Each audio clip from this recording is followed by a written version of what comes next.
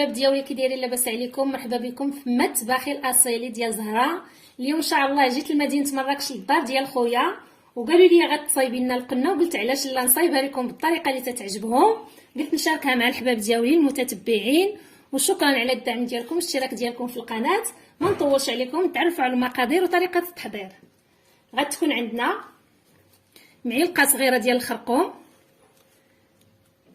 5 الفصوص ديال الثومه، نص مصيره اللب ديال المصير، نص معلقه ديال البزار صغيره، معلقه ديال سكنجبير صغيره ولكن عامره. نمشيو على بركه الله. غتكون عندنا البصله الحريف اللي قطعنا، غيكون عندنا الزيتون للتزيين. نبداو بسم الله والصلاه والسلام على رسول الله. وغتكون عندنا واحد الضويمه ديال البنه، انا ما عنديش زعفران الحر درت هذه.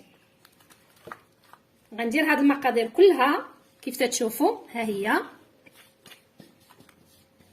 الملحه ما درتهاش لان المصير عندنا ديال الدار مالح. غادي نكتفي حتى ندوق ونشوف القياس ديال الملحه. غادي ندير واحد الكاس ديال الماء، ها هو، ما غندير لا زيت لا حتى شي حاجه.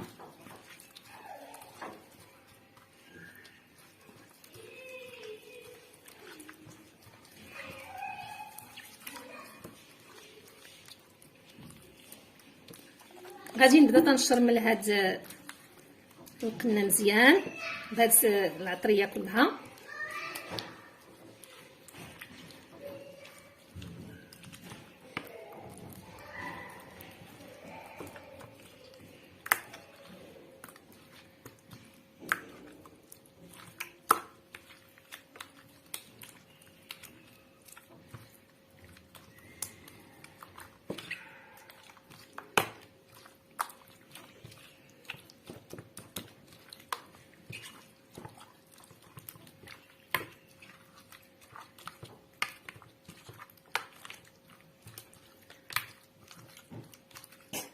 غنخليها في هاد التشرميله ديالها واحد شويه ونرجع معكم ان شاء الله.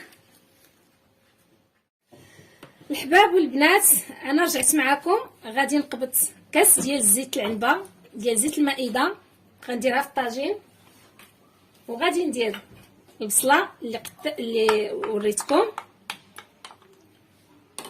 وغندير بديانه، وغنخلي البصله ديالي تتشحر ونرجع معكم ان شاء الله. البنات انا رجعت معكم، درت كاس ديال زيت المائده صغير، درت البصله اللي وريتكم، درت باديانه، وغنخليها تشحر شويه، ونتلاقاو ان شاء الله ملي غنبغي نحطوا القنه في الطاجين. البنات انا رجعت معكم في البصله اللي تشحرات، ها هي.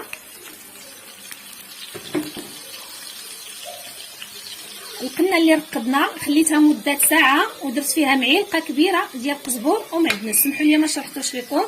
دابا غادي نحطها.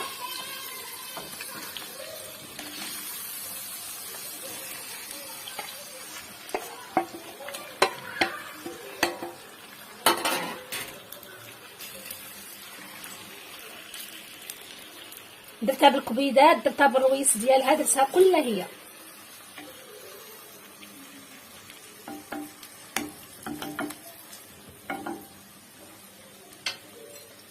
غنزيد السمن بودراه.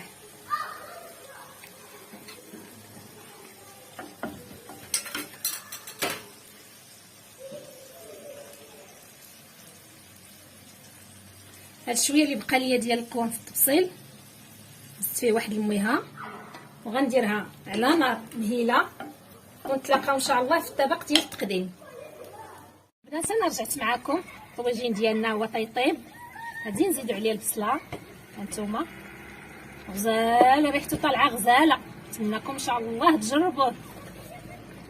طواجين ديال مدينه مراكش، هانت لاله مدينه مراكش طمنصورت، وانا شاركتها مع الحباب ديالي، يعني ما خبيت عليكم حتى حاجه.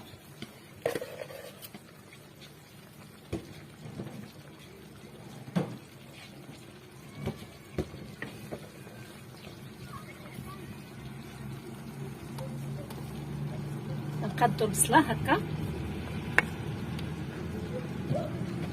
نزيدو عليه الزيتون.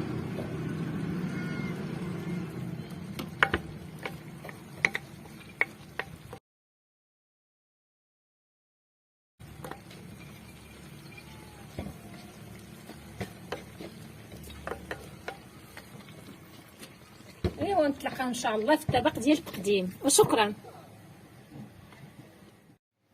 سلام البنات، الطويجي اللي شاركت معكم ديال القناه هو في دار خويا.